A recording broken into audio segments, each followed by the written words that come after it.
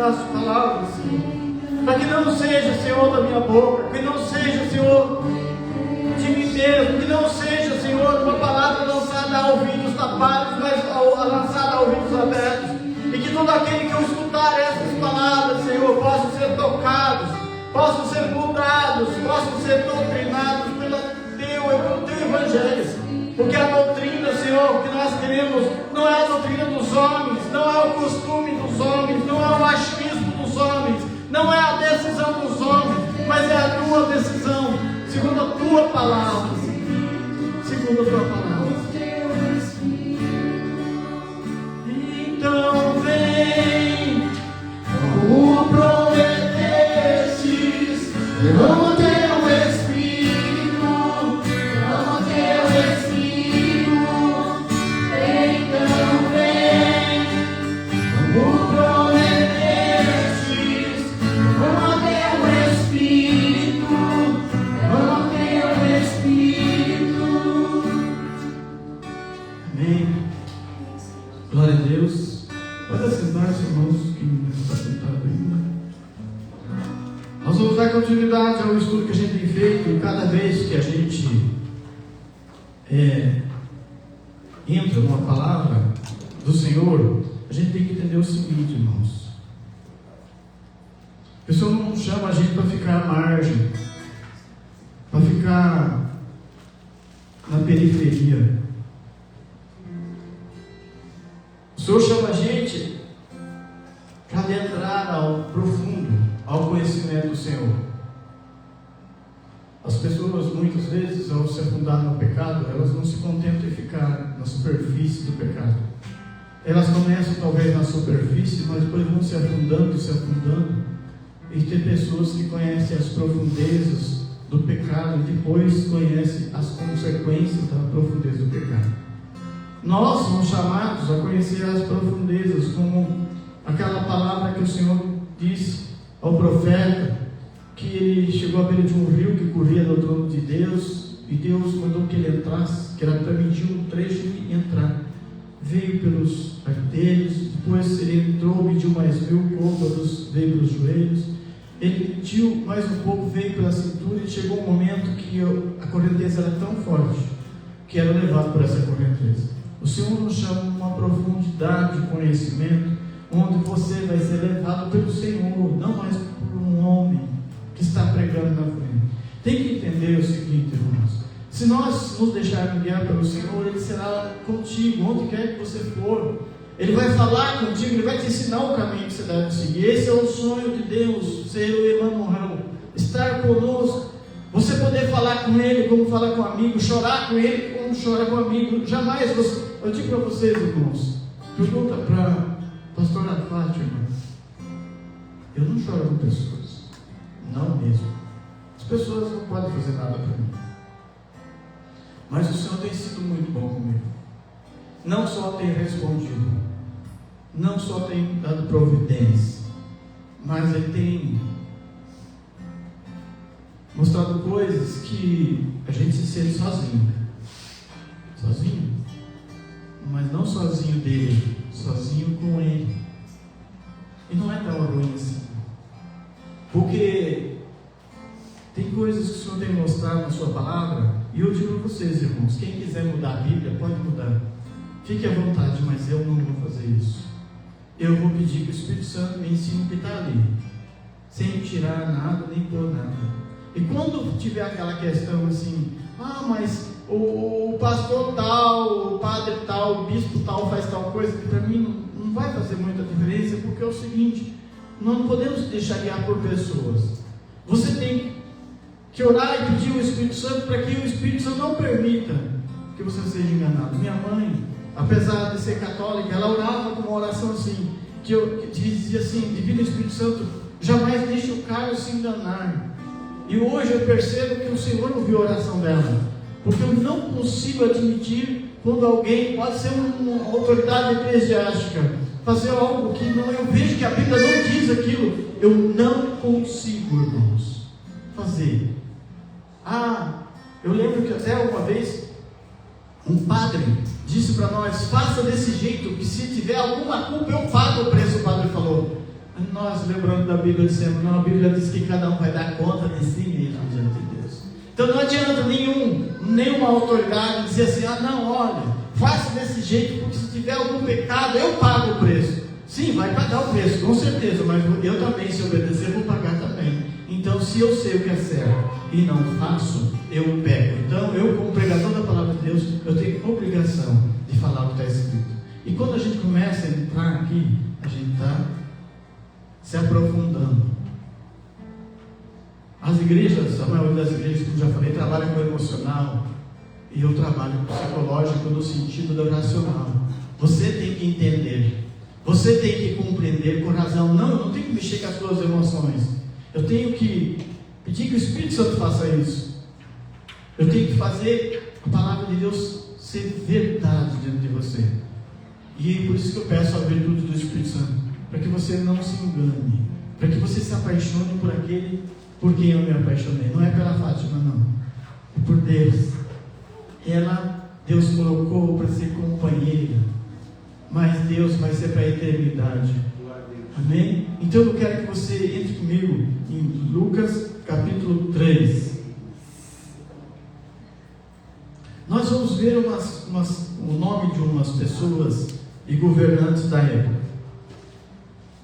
Sempre colocar esses governantes aqui, você vê datas, você se situando na história, no tempo. Tipo, ele dá nomes. Se você pesquisar, hoje tem essa facilidade. Antes a gente tinha que comprar a enciclopédia Barça, né? E não era completa. Hoje nós temos várias formas de pesquisa para você situar. Esses nomes estiveram na história de Roma, estiveram na história de Israel. E tem as datas de quando eles estiveram governando, reinando.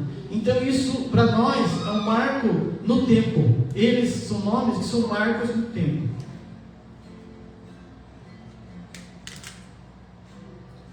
Começando lá, essa leitura que eu vou ler também está em Mateus 3, 1, 12, Marcos 1, 8 e João 1, 19 e 28. Mas nós vamos ler Lucas 3. Fazia 15 anos que Tibério era imperador romano. Nesse tempo, Pôncio Pilatos era governador da Judéia. Herodes governava a Galiléia. O seu irmão Felipe governava a região da Itureia e Traconites. E Lisânias era governador de Abilene. E Anás e Caifás eram os grandes sacerdotes. Foi nesse tempo em que a mensagem de Deus foi dada no deserto a João, filho de Zacarias. E João atravessou toda a região do rio Jordão, anunciando esta mensagem: arrependam-se dos seus pecados e sejam batizados, que Deus perdoará vocês. Isto aconteceu como o profeta Isaías tinha escrito no seu livro. Alguém está gritando no deserto: preparem o caminho para o Senhor passar, abram estradas retas para Ele. Todos os vales serão aterrados, todos os morros e montes serão aplanados, os caminhos tortos serão endireitados, e as estradas esburacadas serão consertadas. E todos verão a salvação que Deus dá. Com certeza o Senhor, quando anunciou essa mensagem pelo profeta que Jesus numerou como o maior, João Batista, Deus contratou alguma empresa de terraplanagem, né? Vocês perceberam o que diz ali? Será que ele falava realmente no sentido letra do que está escrito? Do que ele estava falando? Quando ele começa a falar assim, alguém está gritando no deserto, não precisa explicação, nós sabemos que é João Batista. Preparem o caminho para o Senhor passar. Também nós sabemos que ele fazia isso. Mas como preparar? Abram estradas retas para ele. Quem está no caminho torto, saia do caminho torto. Ande no caminho certo, porque o Senhor quer passar pela sua vida. Entenderam? Todos os vales serão aterrados. Sabe o que é um vale? É uma pessoa que se sente humilhada, pequena. O Senhor vai elevar essa pessoa, elevar ao mesmo nível dos montes. e todos os morros e montes serão aplanados. Vai colocar todos no nível só. Todas as pessoas aos olhos do Senhor serão iguais. Então todo aquele que se sente indigno, pecador, será chamado a se levantar, a ocupar a sua posição, a ocupar o seu lugar. E todo aquele que se acha muito grandão, se abaixe. Fique do tamanho que você tem que ficar. Não deixe que a soberba e o orgulho domine a tua vida. Se abaixe, porque o Senhor não está escolhendo, fazendo distinção de pessoas. Ele quer vir para todos, tanto grandes como pequenos. Mas é necessário que todos se sintam iguais perante ao Senhor.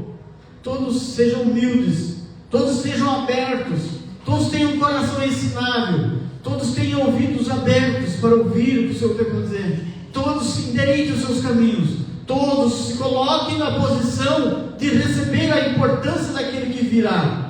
Todos se coloquem, se preparem, assim como você, irmão que prepara a casa para receber uma visita importante. Você prepara o ambiente para aquela visita importante. Se tiver mato no caminho, você vai limpar aquele mato. Se tiver galhos de árvore, folhas, você vai varrer, você vai aplanar o chão, para que não haja local de tropeço, ou para pôr um pé no buraco. Então aplanar a nossa vida é arrumar, consertar, arrumar as coisas que estão erradas, expor essas coisas que estão erradas. Isso é estar preparado para o Senhor passar. Muitas pessoas querem receber o Senhor, mas não preparam o caminho, não preparam o seu coração, não se arrependem dos seus pecados, não reconhecem os seus erros, escondem. Vocês acham que Deus não vê?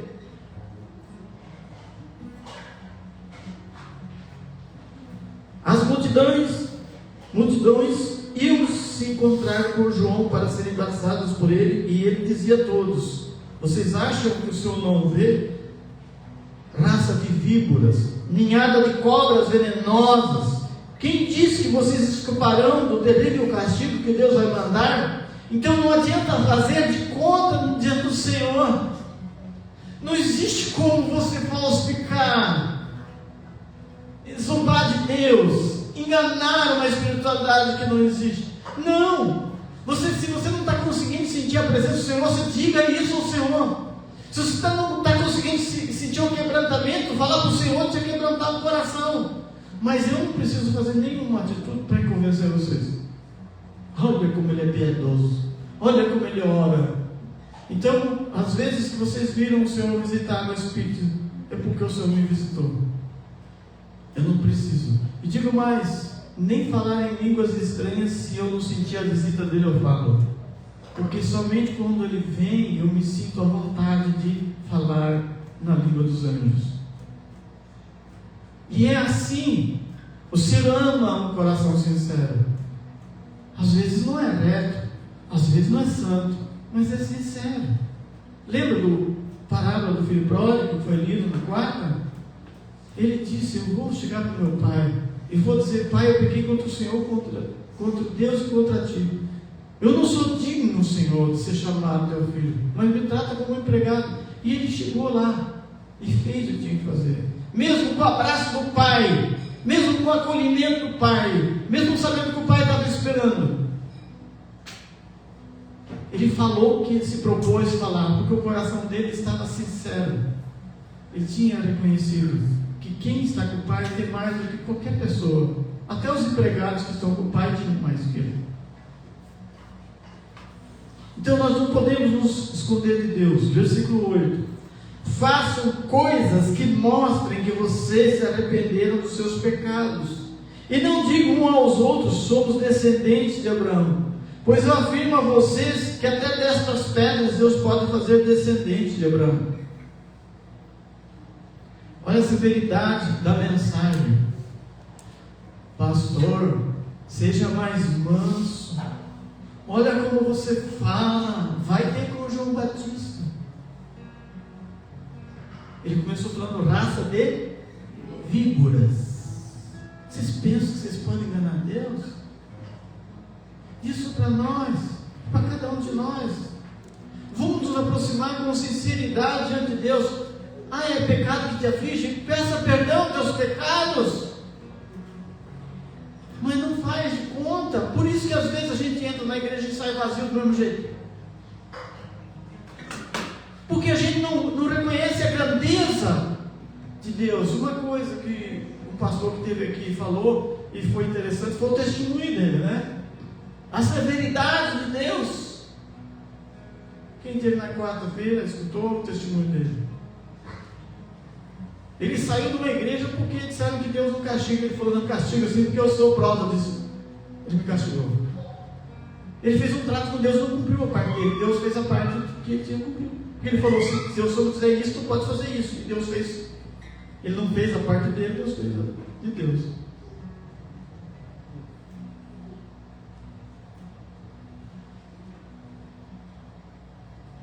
Versículo 9.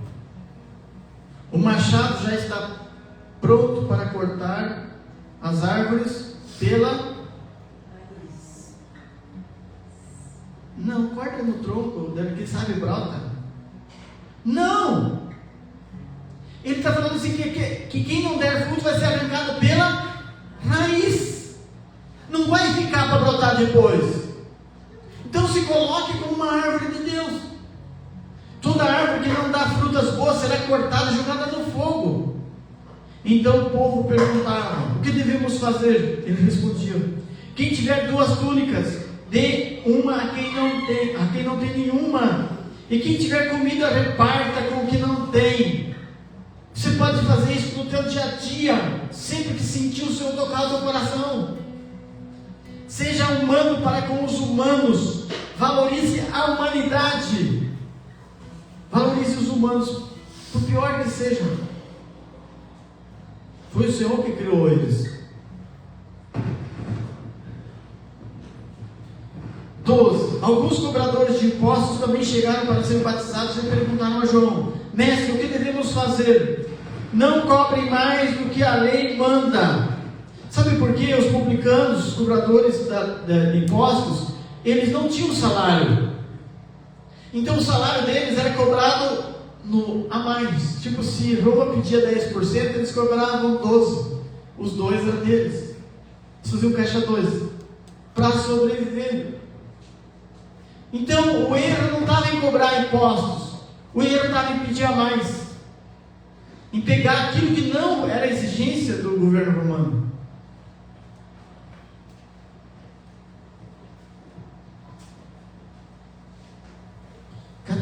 Alguns soldados também perguntavam, e nós o que devemos fazer? E João respondia, não tome dinheiro de ninguém, nem pela força, nem por meio de acusações falsas, e se contentem com o salário que recebem. Gente, quando tem polícia, quando tem pessoas que são designadas para exercer a justiça, não é erro que eles estão fazendo, mas o policial tem que fazer. Não é erro. Quando ele defende o que é justo, quando ele defende o inocente, quando ele prende o ladrão, prende o corrupto, não é errado. Quando ele tem que reagir ante uma iminente ameaça de alguém que está também querendo destruir a vida dele, ele não está errado, porque ele foi designado para isso. Alguém tem que fazer essa parte. Não é errado, porque está na posição. E o que João diz para ele assim? Não tome nada de ninguém, só fique com aquilo que é de vocês. Façam a obrigação, se contente com o salário que vocês já têm, cumpram a obrigação mediante o salário que vocês já recebem.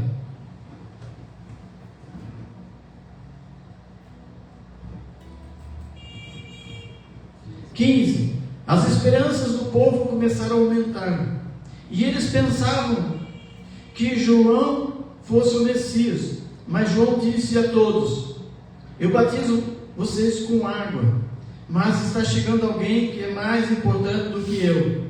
Eu não mereço a honra de desamarrar as correias das sandálias dele. Ele os batizará com o Espírito Santo e com fogo. Com a pá que tem na mão, ele vai separar o trigo da palha. Guardará o trigo no seu depósito, mas queimará a palha no fogo que nunca se apaga. João anunciava de muitas maneiras diferentes a boa notícia ao povo e apelava a eles para que mudassem de vida. Mas falou contra o governador Herodes, porque ele havia casado com Herodias, a esposa do próprio Herodes, a esposa do irmão do próprio Herodes, e também porque ele tinha feito muitas outras coisas más. Então Herodes fez uma coisa ainda pior, mandou pôr João na cadeia. Aqui nós entramos num assunto bem sensível. Eu quero que vocês perguntem no Google, vocês têm aí, perguntem no Google ali, Herodias era divorciada?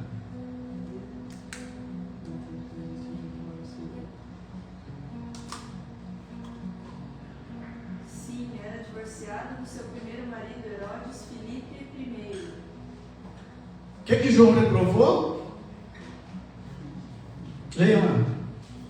Eu fiz uma pergunta um dia para Deus e Deus me fez outra pergunta. Por que João Batista perdeu a cabeça? Eu falei, porque ele disse para Herodes: você está com a mulher do teu irmão. Peraí, mas a mulher era divorciada. Então significa que a vontade de Deus se divorciou. Significa que a pessoa divorciada não tem problema se não deu certo. Para confirmar isso, eu quero que só coloque Lucas 16, 18. Eu não preciso explicar o que vai estar escrito lá. Está explicado. Lembre que Lucas foi um cara investigativo, um cara letrado, um cara de conhecimento. Se um homem se divorciar e casar com outra mulher, comete adultério. E quem casar com uma mulher divorciada também comete adultério. Precisa de explicação porque está escrito? Então, por que João Batista perdeu a cabeça? Porque ele falou a verdade. Então está tão complicado, irmãos, falar a verdade. Não, mas porque o fulano. Não, mas porque. Não sei, tudo bem. A vida é sua. Você faz o que quiser da sua vida, mas a vontade de Deus a gente já sabe qual é a respeito do casamento. Não deu certo, não deu certo. Então, se alguém vir ensinar uma doutrina diferente, eu não vou ensinar. Vocês pensam que para mim está sendo fácil falar isso? Aperto o meu coração e eu estou com as pernas bamba. Mas eu não posso fugir do que Deus me revelou. Jeremias foi jogado dentro de um poço. Eu posso ser excluído porque eu falei isso. Mas eu disse alguma mentira? João Batista perdeu a cabeça. Talvez pessoas não vão gostar de mim porque eu falei isso. Mas eu disse algo da minha cabeça? Eu disse algo da minha cabeça?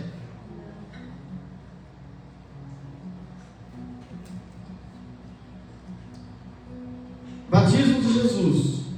Depois do batismo de todo aquele povo, Jesus também foi batizado. E quando Jesus estava orando, o céu se abriu, e o Espírito Santo desceu de forma de uma pomba sobre ele.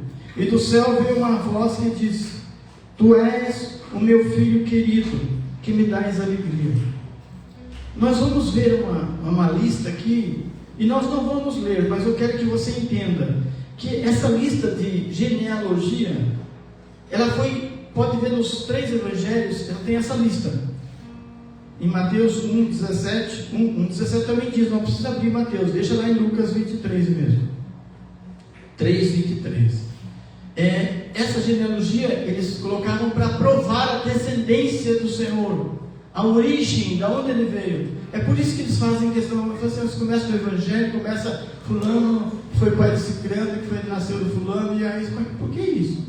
Para provar que Jesus era descendente de Davi, que Jesus, na sua linhagem do pai ou da mãe, tinha descendência. Nós podemos ver ali, Jesus começou o seu trabalho quando tinha mais ou menos 30 anos de idade, e ele era conforme pensavam o filho de José, que era filho de Eli, filho de Natate, filho de Levi, filho de Melqui, filho de Janai, filho de José, filho de Matatias, filho de Amós, filho de Naum, filho de Esli, filho de Nagai, filho de Maate, filho de Matatias, filho de Semei, filho de José, filho de Judá, filho de Joanã, filho de Reza, filho de Zorobabel, filho de Salatiel, filho de Neri, filho de Melqui, filho de Adi, filho de Cozã, filho de Elmadã, filho de Her, filho de Josué, filho de Miezer, filho de Jorim, filho de Matate, filho de Levi, filho de Simeão, filho de Judá, filho de José, filho de Jonã, filho de Eliaquim, filho de Miliá, filho de Mená, filho de Matatá, filho de Natã, filho de Davi, filho de Jessé, filho de Obed, filho de Boaz, filho de Sala, filho de Nasson, filho de Aminadab, filho de Admin, filho de Armin, filho de Esrom, filho de Pérez, filho de Judá, filho de Jacó, filho de Isaac, filho de Abraão, filho de Terá, filho de Naor, filho de Serugue, filho de Reu, filho de Peleg, filho de Eber, filho de Selá, filho de Cainã, filho de Arpá, sabe? Filho de Sem, filho de Noé, filho de Lameque, filho de Matusalém, filho de Enoque, filho de Jared, filho de Malalel, filho de Cainã, filho de Enos, filho de Sete e filho de Adão, filho de Deus. Vocês percebem que a genealogia sai de José até Adão. Então, os judeus, era comum, para você saber a tribo que você pertencia, eles guardavam isso muito, saber de que tribo a pessoa era. Das 12 tribos de Israel, daqueles 12 filhos de Jacó. E aqui a gente vê que começa em Jesus e volta para trás, como que sem tecnologia nenhuma, eles guardavam todas essas informações. Tal era a importância de saber isso. Isso era como para provar a descendência de onde Jesus veio. Por quem ele passou? Vocês viram que tinha filho de Davi ali? A descendência, então José. A descendência foi pega por José. Porque segundo a carne, todos tinham Jesus como filho de José. Amém? Esse versículo, esse capítulo 3, a gente vai ficar por aqui, porque só a parte que a gente explicou já é o suficiente para a gente pensar uma semana inteira. E você pode estar ali. Então, quando alguém perguntar para vocês sobre a questão da genealogia, você sabe, é para provar a origem de quem ele era descendente, de onde ele veio. Então, a palavra do Senhor hoje que fica para nós, nesse ensinamento, é que nós precisamos, você que quer que o Senhor ande na sua vida. Tem um ato que a Aimee, a fundadora da Adrogar, tomou, que é um ato assim absurdamente louvável. Ela teve o primeiro casamento e aí o marido morreu, foi para a missão e morreu. Ela ficou viúva e o viúvo pode casar de novo, então ela casou de novo. Só que ela casou com uma pessoa que não tinha o temor de Deus. Uma pessoa que começou a ser um empecilho para ela pregar a palavra. E ela tinha um chamado. E ela foi sofrendo, entrou em depressão. E no momento de uma encruzilhada da vida dela, ela teve que dizer para esse homem, ela depois nunca mais casou: vai embora, eu vou servir o Senhor. Ela se separou do marido por causa de Deus. E por isso que vocês, quando pesquisam lá sobre o avivamento da rua Azusa nos Estados Unidos, vocês vão ver